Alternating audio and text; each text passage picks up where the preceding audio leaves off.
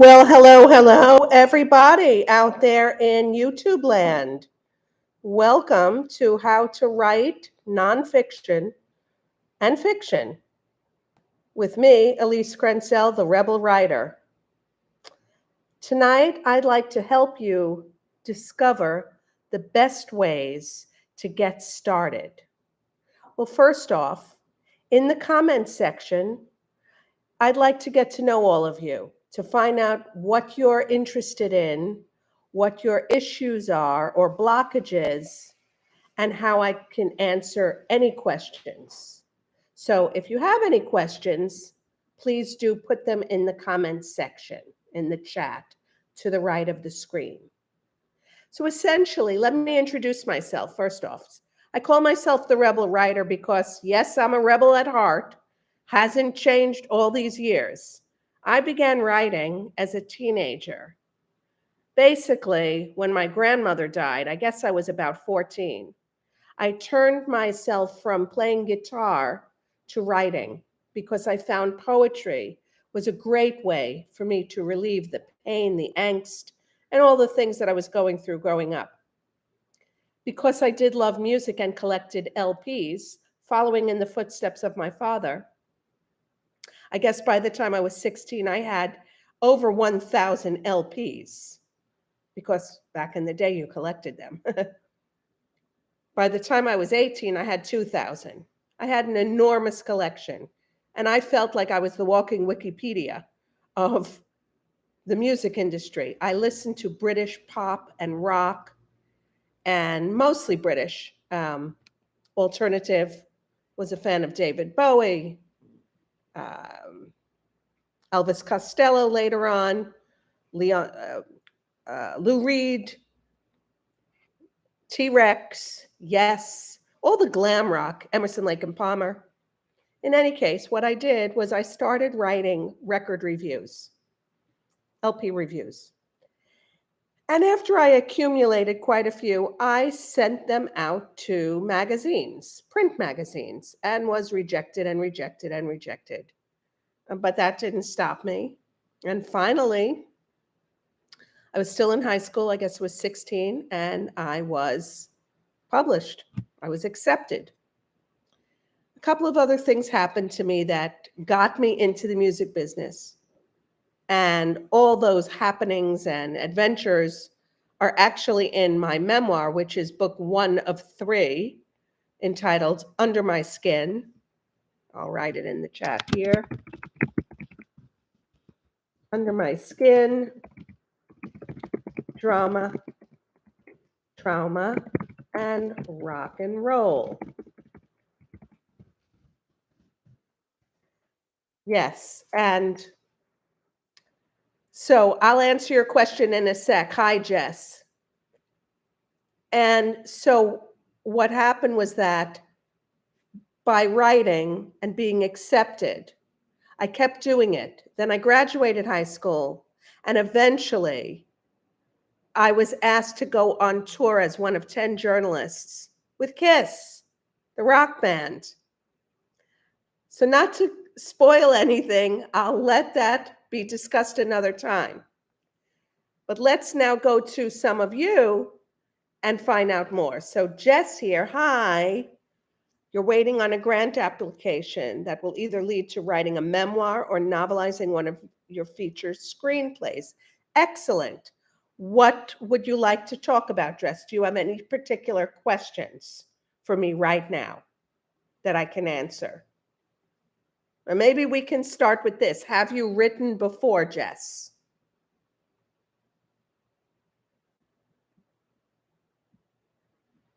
Don't know. Okay, if you have written before, then depending on what you've written, there are stylistic differences. And that's the key to understanding what your own writing style is and what these stylistic differences are to begin with. Because, for example, I started with writing poetry, and that led into prose and studying the sound, the intonation, the cadence of poetry. But I found it that I liked more to express myself through prose. And then I got involved with essays. And as I said earlier, with record reviews. And then it led to me writing a long form of short stories, I guess in my 20s. And from that, I built and built and built. And in my late 20s, I actually wrote my first book, which was science fiction, one of my favorite genres. But it wasn't published because back in those days, and even still, you needed an agent. And today, traditional publishing is just a swamp of celebrities, right? Or political talking heads. So therefore, I don't advocate for it for many, many reasons, but we'll talk about marketing in another section and another session. So any case, by understanding the different types of writing, you can then set your sights on either learning by doing, which is my favorite way, and studying and reading books and going online and getting your education however you get that. But knowing what type of format you want to write in is key.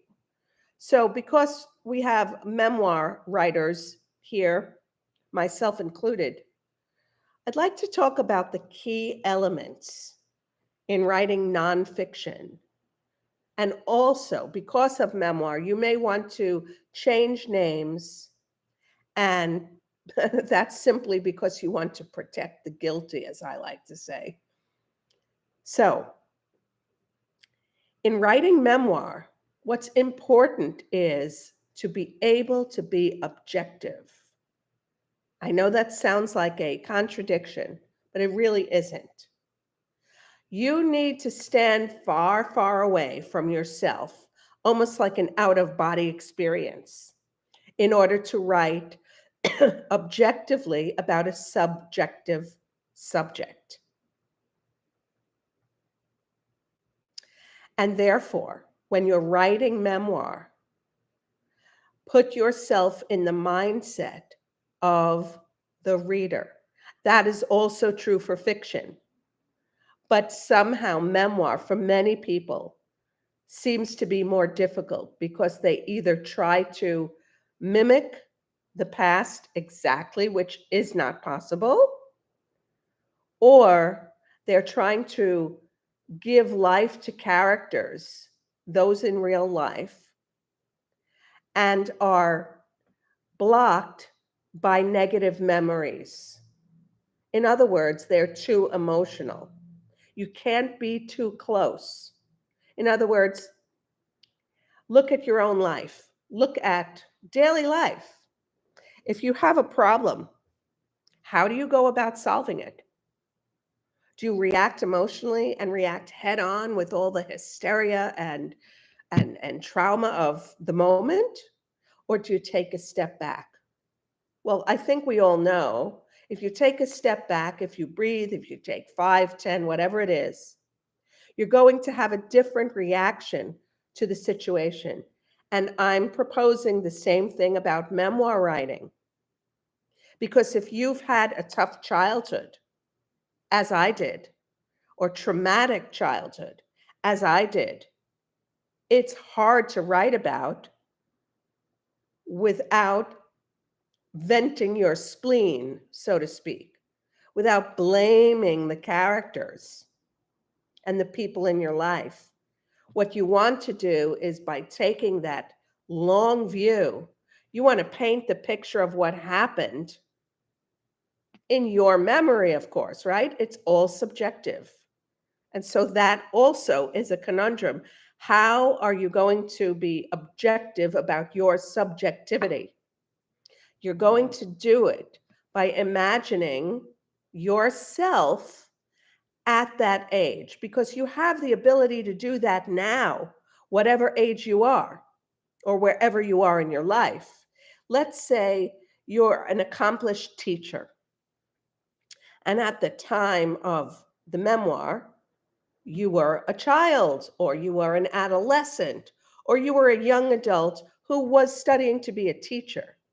With the advent of time, you could use your experience now to look back and to say, I could have, or maybe I would have taken a different path. I would have done this or that. I could have taken a risk, or I did take a risk. And here's what I got out of it. So look from the present moment to the past. That usually works.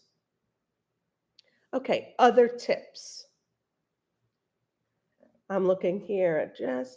You've published fiction and CNF. Well, that sounds really fantastic.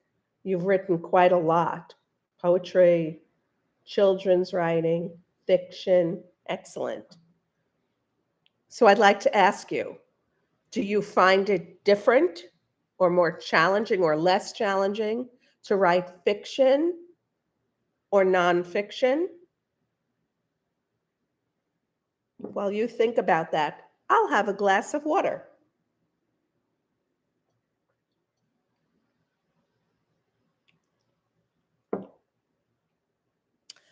I know that I have found it equally challenging, if not more challenging, to write my memoir than fiction.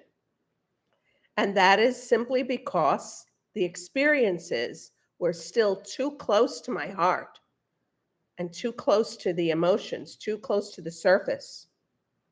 In my case, everyone I wrote about eventually died. And so when I started, not the first time, the third time, when I started on my memoir, which was in 2020, thanks to COVID, I had essentially a clean slate. All of the characters had basically passed away, except for one or two, who, by the way, contacted me later on to apologize, which was awesome, which was so heartwarming and unexpected, because I didn't write it to beg forgiveness or ask forgiveness on the part of anyone. Essentially, writing a memoir is a cathartic exercise. And for the many people that I coach and teach writing, those who've written their memoirs are doing this either as a legacy or to heal others from the difficult feelings and situations they've been through. And I always say this about memoir writing: it's the most authentic way to express yourself when you're able to be true to the person that was. You see, people tend to think that they don't change. I am who I am. I am me. But you're not. You're not you. I'm not the person that I was when I was 5, even though there are personality traits and there are quirks that could be similar. Most of what we learn is from our parents and from our environment, teachers, wherever. That doesn't make us us. That doesn't make us an individual. There's peer pressure, for example, in your teens or 20s. Then there's pressure from colleagues, society, bosses. To become your authentic you means to recognize that your future might be very different than your past and certainly your present. So when writing your memoir, it's really important to take that view of the past, the present, and the future. And the future you in your memoir writing will be you now. Because unless you are a predictive psychic, you don't know what's going to happen to yourself, right? So the future you is going to look back on the previous you. And from that previous you at 4, 5, 6 years old, or whenever, it's actually a prediction, if that makes sense. Which leads to another thing. You can add in your memoir elements of science fiction. What I just explained in terms of a timeline and an ability to change yourself could be woven into a memoir as if science fiction, where time doesn't exist. And maybe as a child, you were one of those who imagined going to other worlds and traveling in outer space where time did not exist. So you can weave in all sorts of beautiful, wondrous elements into your memoir. Okay, so how do you start? How do you start? So this is what I have done and how I teach others to do it. You must first start with the premise. Now, where does that spark come from? I call it the spark of life. That spark begins when you are in a really calm, centered place within yourself. You could be walking, you could be taking a bubble bath, you could be making love, whatever you are doing physically, doesn't matter. What matters is that your heart is still and you're in a receptive mode to receive that spark of life. Because when we're busy talking and selling or transactioning, interacting, we're busy doing. You have to be busy being in order for that spark to come. So once you get to that quiet place, let it happen. And it could happen. For me, it does audio. I'm an audio person, so I can close my eyes when I'm in that zone, and I can actually hear paragraphs coming to me or concepts coming to me. And then I take a tape recorder or use my phone recorder or type furiously if I'm by my laptop and get out the ideas. So when you have this spark, that's when the first idea comes to you. So yes, it's a memoir, but what's the essence of it? Is it a teaching book? Is it about drug trafficking? Is it about parents that abused you? Is it about your magical way with other friends? Find what is you, your unique, authentic self, in order to create a meaningful book. Because anyone can write anything. If you look on Amazon, there's 1,000,000+ books, just like from the use of Photoshop and CGI from the 80s to now. Basically, anyone can use Photoshop, right? Anyone can become a photographer. Well, no, but anyone cannot be you. And that's really the point. No one can be you. We each have a unique DNA and personality and soul mission. So I'm challenging you to find that soul mission. Find that. And from there, you can start writing. That's one way of doing it. Here's another way. Another way is to write on a spreadsheet, which is better than, I think, longhand, because it's clearer, it's more concise. Write out on a spreadsheet a kind of timeline, the major events that happened in your life that you'd like to share, those critical events that happened in your life. And you can start from the present going backwards chronologically or forward. That's up to you. Now, when you write those events, This is the method I used. Before you get emotionally connected, involved, and maybe even drowning under those events, choose one element from that event, one takeaway, if you will, that you can build upon. So here's an example. One event that happened to me, and this is in my memoir, I think I was 4 or 5. I climbed up on the porcelain toilet seat in our bathroom, opened the cabinet, and basically ate an entire bottle of children's aspirin. The next thing I know, I was in the hospital. So I'm not going to give you the spoiler alert as to why and that happened, but that was the event. Okay, so you write down the event. Write down the year, write down the place, write down your feeling.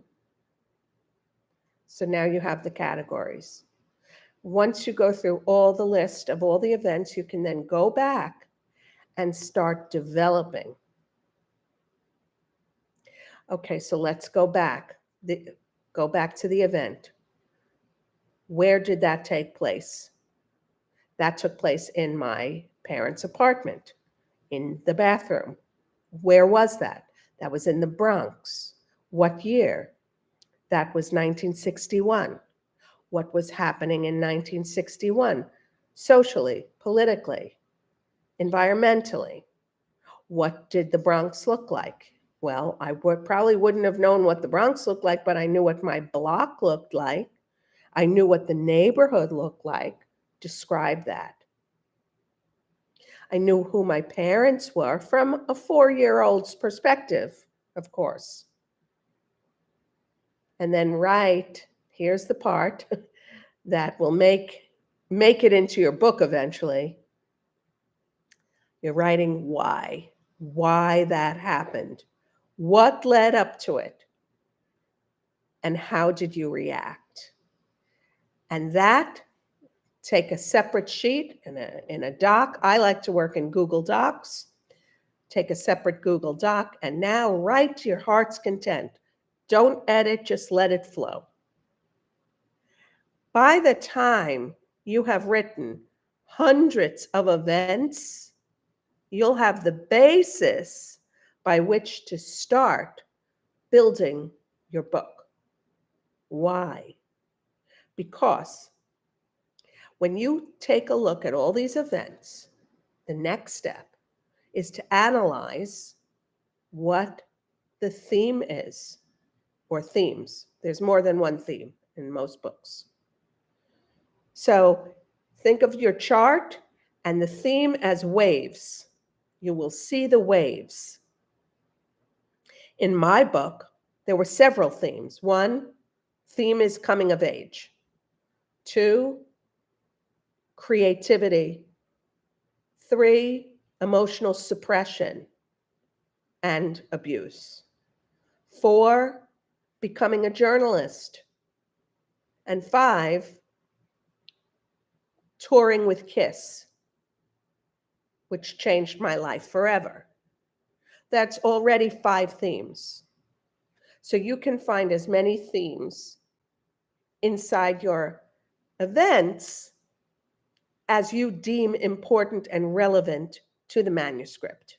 Of course, to the reader, right? We need to keep the reader in mind at all times.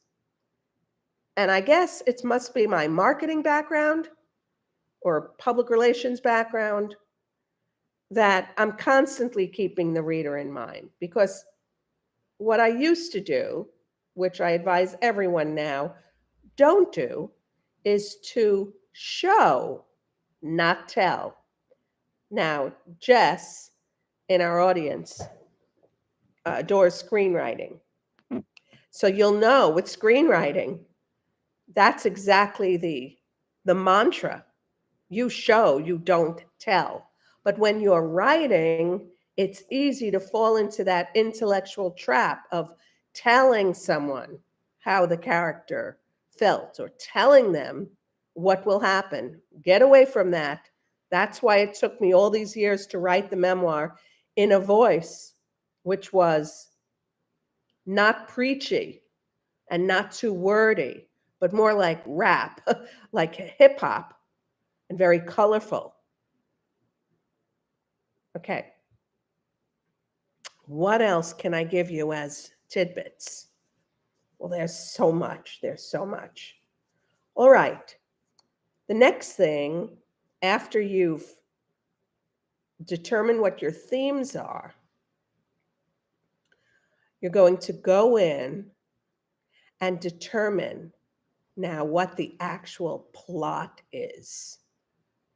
Now, some people may find it easier to begin with a plot. It just depends. Is your book going to be plot driven or character driven? Mine was character driven, which is why I did it in reverse. So you have your events, you have your themes. What's the plot? The beginning, the middle, and the end. Now, perhaps for some of you, before you can even get to that plot, or as we writers call it, the arc of the story, you may have to define characters. The main ones, the protagonists, antagonists, and the sub-characters. In which case, go get your sheet, create another spreadsheet on Google Spreadsheets, and list all those main characters. And you can drill down, starting wherever you'd like to start. There are so many details. So always use the five senses, okay? What do they look like? How do they dress? What do they smell like? How does their touch feel? What do they like to eat? Etc., etc. You go through that. Describe them physically, describe them emotionally, describe how they think, describe how they speak, because the accent from where they come from is a real giveaway. As you can hear, I still have a New York accent, despite the fact that I've lived for 30 years overseas, or the last decade in Texas. The only thing I say that's Texan maybe is y'all. Anyway, each character has a background, and it is influenced by their environment tremendously. And that is what makes these characters very interesting. If you've seen the TV show Shameless, which ran for years upon years, William Macy, and the dysfunctional family, him as a single drunk dad raising kids in Boston. It was so colorful because it was true. You could feel the truth, like this is a lower income family living in the south side of Boston, and looking at the neighborhood and the language, the way they spoke to one another and to everyone else, how they interacted in the world. It painted a picture. And essentially that's what you want to do throughout your whole book. So with the characters, you can have a lot of fun with that, with their accent, with their clothing. Study comedians. That's what I do as well. Stand-up comics are great at telling stories using all those elements, and you can too.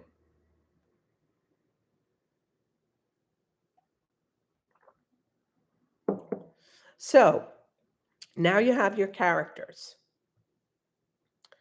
And those characters, of course, were woven at the beginning into the events because they were there, or they caused the event that happened to you, or they were part of the result of a specific event. So now you get to see pieces of a puzzle. What I also like to do is use what do they call the notes? Those it's I can't think of it. Those sticky notes, and I put it on the wall and use the braid kind of. This is us. Ah, lovely, lovely. Yeah, the memory like being braided like This Is Us is a fantastic show. It was one of my favorite shows of all time. So engaging. And in any case, with the sticky notes, what I like to do is color code them, of course. Characters or whatever, green.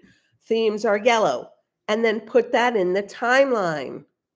So you could play around with it. If any of you have been into project planning, then you might know what I'm talking about, because project planning is a good way to outline your book.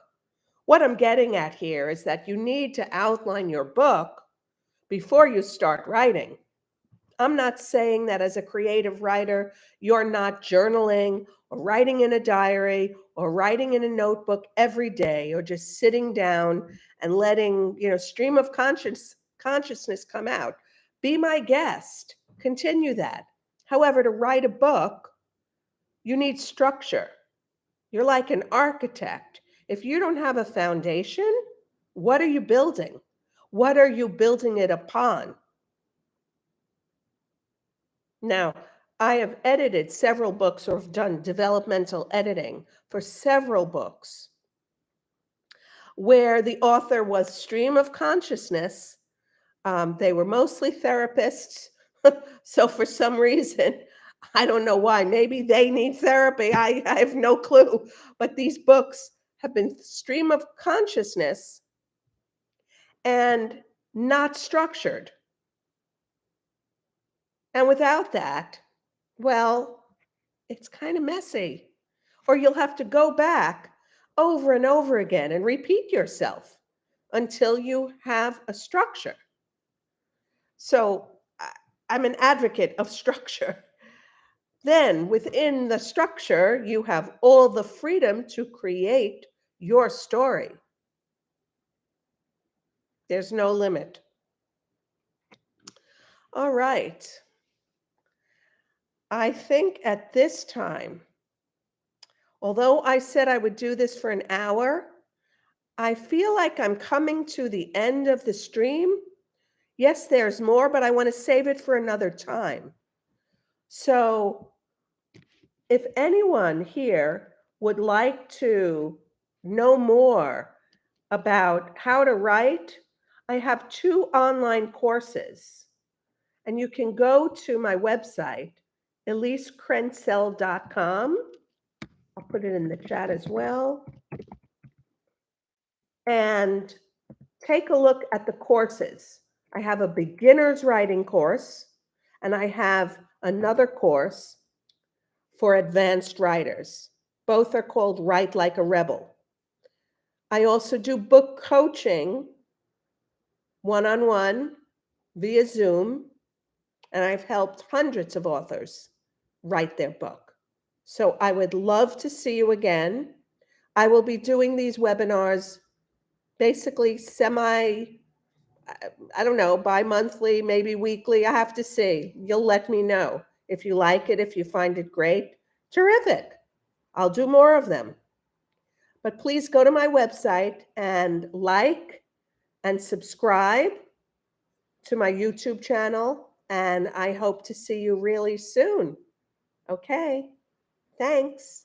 Bye.